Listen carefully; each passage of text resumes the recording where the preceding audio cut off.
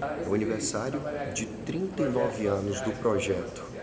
Em comemoração, nada melhor do que contar a sua história, repleta de muitos desafios e trabalho, mas também de muita dedicação e carinho. Quem vai contar tudo isso é André Luiz Peixoto. Formalmente, o Projeto Holo começou no dia 5 de outubro de 1979.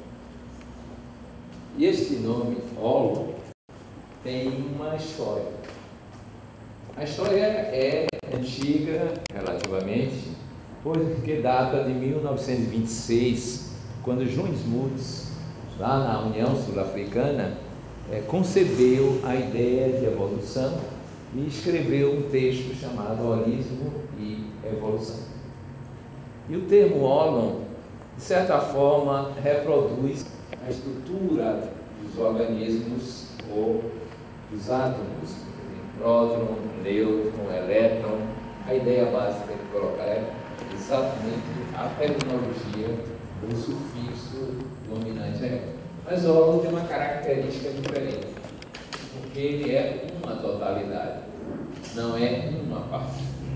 E é uma totalidade concebida com partículas cada vez menores até o infinitesimal e, ao mesmo tempo, contribuindo para a formação de organismos maiores até o infinito. Daí se dizer que há uma cadeia holoárquica na história evolutiva do cosmos, de um modo geral. Há muitas peculiaridades sobre o Holo, e entre elas está que toda individuação é um Holo, que ao mesmo tempo é uma tarefa árdua compreender essa ideia de maior e menor simultaneamente, quando estamos lidando com as ideias tradicionais da lógica que nos acostumamos a viver. Mas por que Projeto Holo?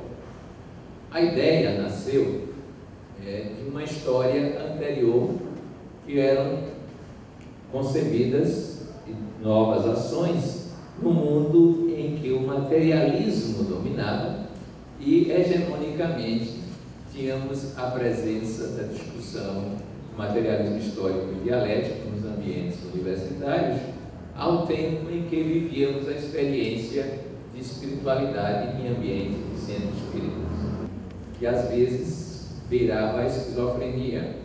Dizia-se que durante o dia se era materialista, de noite era espiritualista, e assim ficava dia e noite numa espécie de movimento pendular.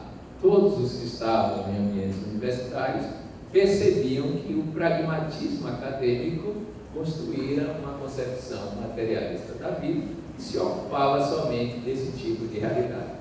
Aliás, existia uma série de confrontos de natureza sociológica, de reflexão, porque os materialistas diziam que os espiritualistas estavam impedindo a revolução proletária dos trabalhadores ao prometerem uma vida após a morte e, pior ainda, uma possibilidade de reencarnação.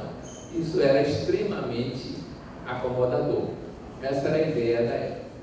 Então nós vivíamos esta época nem concordando com o modelo acadêmico, nem achando que os modelos espirituais, que então eram capazes de dar respostas consistentes a essas inquirições ou essas provocações. Foi então que passamos, esse grupo, a estudar a literatura vigente sobre evolução. Nos pareceu a ideia estruturante e, na noção de evolução, todas as teses espiritualistas, de um modo geral, em especial a tese espírita, que era dominante no grupo, a evolução que aparecia nesses termos era uma evolução do psiquismo, uma evolução da consciência, hoje dizemos uma evolução da manifestação do espírito. E era preciso, então, falar, à época, como nós percebemos, as 4 linguagens culturais de então, culturais que se separaram no século XIX: a ciência, a filosofia, a arte e a religião, e que havia uma tarefa a ser feita fundamental, que era, consistia em reintegrar os saberes, Nos anos 70 era muito pouco comum ainda se falar nessa linguagem que hoje já é muito mais corriqueira. Era preciso reunir as esferas culturais. Mas só que agora, este que fazer dependia fundamentalmente de uma compreensão interexistencial. Em outras palavras, a reunião era simplesmente das esferas culturais sensorialmente descobertas. Eram esferas culturais de uma comunidade que a história da humanidade só conheceu a partir do século XIX, com a nitidez e a clareza que foi o projeto espírita de Allan Kardec. Então, estudando todas essas correntes de pensamento que vinham da Índia, da Itália, da França, um pouco menos da Inglaterra, do próprio Brasil, um pouco menos dos Estados Unidos, que não tinham hábitos filosóficos nessa área intensos, então nós vamos coligindo uma série de trabalhos que nos permitiram, então, nesta data, 5 de outubro, fazer uma palestra e nessa palestra propor essas ideias como aquelas que deveriam nortear o projeto de realização durante os próximos dias e a vida profissional e a vida social. Logo de início, ficava claro que para realizarmos isso era fundamental nós termos um embasamento cultural muito intenso, muito rico, que permitisse fazer uma espécie de viagem transcultural e que desse, digamos assim, força para as discussões, os encontros e até mesmo os embates de sustentação no ambiente acadêmico. Por isso que a primeira tarefa foi construir um lastro que nós intitulamos aquele espaço de formação cultural. Nós somos dominantemente cognitivos e por isso mesmo era preciso pelo menos que a informação chegasse às pessoas dessa maneira. Nasceu assim a noção de estudos integrados, estudos universalistas, estudos relativos às ideias centrais que nós trazemos como contrapartida ou como contraparte, ou melhor ainda, como contraponto às ideias materialistas. Aos poucos foi se percebendo que esse trabalho era um trabalho árduo, né? Pois significava sair da estrutura paradigmática da modernidade e preparar-se para o advento de uma outra estrutura centrada no espírito, na consciência, na evolução, e mais adiante na paligênese, na interexistencialidade, nas faculdades para além do normal, portanto do paranormal, a fim de construirmos esse tipo de trabalho. Então foi um período de muitos estudos relativos a esse tipo de concepção dessa ideia paradigmática. O que é interessante verificar é que nós encontramos nos vários autores do mundo uma espécie de convergência de ideias. Por exemplo, a ideia de evolução, começando com o psiquismo na matéria, nós vimos que temos a produção espírita na França, com Allan Kardec, a produção antroposófica com Rudolf Steiner na Alemanha, a produção mística com Pietro Baldi na Itália, a produção católica de Teilhard de Chardin, a produção indiana de Cyril Lugosi, aquela época, a produção argentina de Manuel Porteiro, e a produção espírita mediúnica de André Luiz. Quando nós tomávamos essa gama de estudos à época, verificávamos que as diferentes culturas, com esta ou aquela nuance que as diferenciava, até por causa do ambiente que se estava, produzia o mesmo saber. Em outras palavras, a sabedoria era universal. Essa era a ideia básica. Então era preciso fazer esse encontro da sabedoria universal em algum ponto da história. Para fazer isso, não era bastante conhecer. Nós criamos uma segunda ideia, chamada Centro de Aperfeiçoamento da Pessoa. Porque agora entendíamos que a informação, conquanto necessária, ela é insuficiente para a transformação, para a evolução. Então a nossa gnose agora era uma gnose experiencial. Teria que ser esses saberes aplicados à vida das pessoas para provocar a evolução na própria pessoa. Como grupos de autoconhecimento, de autocultivo, grupos de autoeducação e de convivência. E imaginamos então que essa seria, ela é, na atualidade, a segunda etapa desse processo de formação. Entendíamos então à época que se não tivesse massa crítica de pessoas, a ideia poderia dormir nos livros e não passaria de uma lembrança histórica que talvez algum antropólogo do futuro pudesse caracterizar e verificar o que estava acontecendo. Mas logo mais percebemos que não bastava esse tipo de trabalho, era preciso, além desses grupos de autonomia, não ser algo meramente fruto da experiência espontaneísta, duas estruturas parecidas significativas de imediato.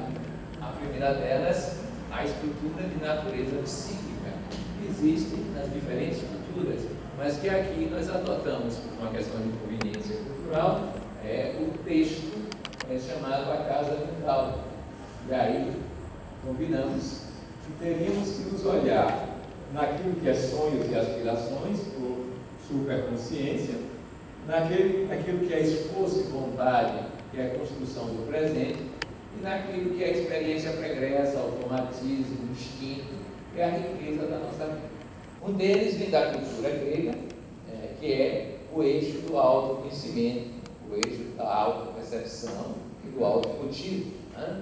Daí o conhece aqui mesmo, descrito em Delfos, agora atualizado e popularizado nesse tipo de trabalho. O segundo eixo vem da tradição da Palestina, o pensamento inclusivo, da ação inclusiva. Então, o segundo eixo é exatamente da amorosidade envolvendo os outros seres, de tal forma que a separatividade vai desaparecendo. E o terceiro eixo, mais significativo até certo ponto, é aquele que diz que era preciso transcender o humano, que por mais elevado que fossem os seres humanos, ainda viveriam humanamente. Era preciso transcender. E essa transcendência se chama experiência luminosa, se chama vivência do sagrado, o que incorporou então em buscas espirituais significativas na história da humanidade como um todo. De centração, de descentração e de supercentração. O amor a si mesmo, o amor ao outro, o amor ao sagrado ou ao transcendente de modo geral. Como vocês veem, agora nós temos uma técnica de construção dos próprios hábitos e temos os vetores da própria educação psíquica. Mas isso não seria suficiente, nós percebemos que era preciso desenvolver as comunidades e compreender a própria história e esse tipo de dinâmica. Foi por isso mesmo que começamos a estudar as chamadas hierarquias evolutivas, hoje para alguns holoarquias. É preciso saber se determinado comportamento era mais evoluído do que o outro, ou simplesmente um outro comportamento, mas o mesmo padrão evolutivo. E aí descobrimos que havia uma riqueza bastante grande já na literatura sobre essas hierarquias, algumas delas baseadas na teoria hinduísta dos centros vitais ou chakras. Então, nós podíamos hierarquizar valores, crenças, literatura, música, gostos pessoais, uso dos recursos financeiros, conforme o centro vital que era dominante. Isso nos faria compreender, nos fez, melhor dizendo, compreender que não há nada que dependa de nós do ponto de vista evolutivo. Isto é, não é a nossa cultura, não é o nosso meio ambiente, não é a circunstância histórica que define se isto é mais evoluído que aquilo. É uma lei da evolução que já hierarquiza as possibilidades existenciais do modo geral. Isso era uma novidade, porque não dependia do gosto pessoal, nem grupal, nem mesmo humanitário. Havia agora critérios significativos para demonstrar que estamos na série evolutiva e caminhamos na construção pessoal a partir daquilo que nós chamamos de escalas evolutivas. Vejam vocês que isso se aplica a qualquer saber, a qualquer comportamento, a qualquer área de atuação. E é claro, ao próprio ser, as suas vivências interiores e as suas relações com o transcendente. E aí começamos a fazer experimentos aqui, ali, acolá, já pretendendo, de certa forma, transformar isso em alguma ação mais concreta. Esses experimentos foram feitos sobre a forma de cursos de extensão, sobre a forma de laboratórios em ambientes espiritualistas, basicamente espíritas, integrações interculturais, principalmente com os seguidores de Sri Aurobindo Ghose da Índia, que estavam no Brasil, isso na década de 80. E quando estávamos, digamos assim, nesse laboratório, evolução, ainda formando massa críticas de pessoas para entender a questão, apareceu-lhes à frente duas ou três circunstâncias que nos chamaram a atenção.